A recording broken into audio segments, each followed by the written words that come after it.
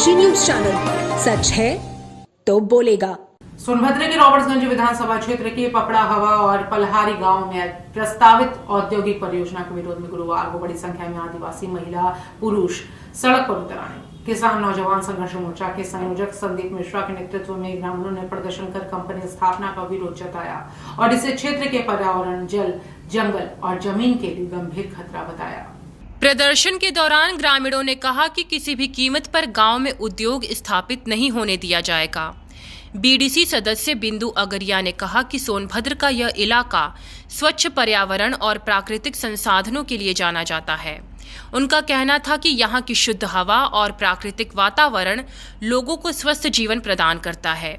ऐसे में औद्योगिक परियोजना शुरू होने से पर्यावरण को नुकसान पहुंचेगा और इसका असर आने वाली पीढ़ियों पर भी पड़ेगा।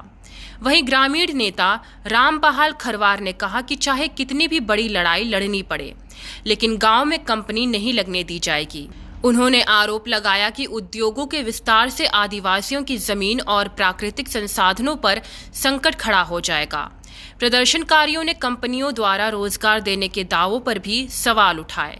ग्रामीणों का कहना था कि सोनभद्र में पहले से कई बड़े उद्योग और प्लांट संचालित हैं, लेकिन स्थानीय युवाओं को अपेक्षित रोजगार नहीं मिला। ऐसे में नई परियोजना से भी क्षेत्रवासियों को लाभ मिलने की संभावना कम है।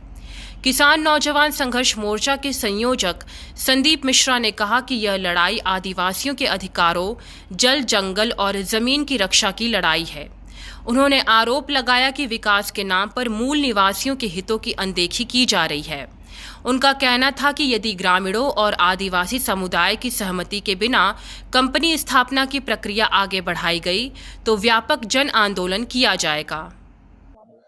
आज आप समझिए कि जिस प्रकार से ये केंद्र सरकार मंचों से इनके नेता कहते हैं कि आदिवासियों के सम्मान में हम लोग कभी कोई चूक नहीं होने देंगे, और आज आदिवासी परिवारीजनों के साथ, मेरे प्यारे परिवारीजनों के साथ जो हमारे पूर्वज हैं, आज इनके वंशजों पर जो सांसों का संकट आया है, उस पे मैं केंद्र सरकार से एक ही बात पूछना चाहता हूं कि केवल मंचों से देवतुल्य कहना और आदिवासियों को आदर वाला भाषण देना अब ये नहीं चलने वाला। ये आदिवासी सम्मान के, हक हकूक और उनके अधिकार के और आदिवासी अस्मिता की लड़ाई है, और आदिवासी कभी भी अनादर का विषय नहीं रहा। आदिकाल से जो जंगलों पहाड़ों में बचे हैं और इसके संरक्षण की व्यवस्था करते आए हैं, ऐसे आदिवासियों को लोग आज अनादर कर रहे हैं। और क्यों?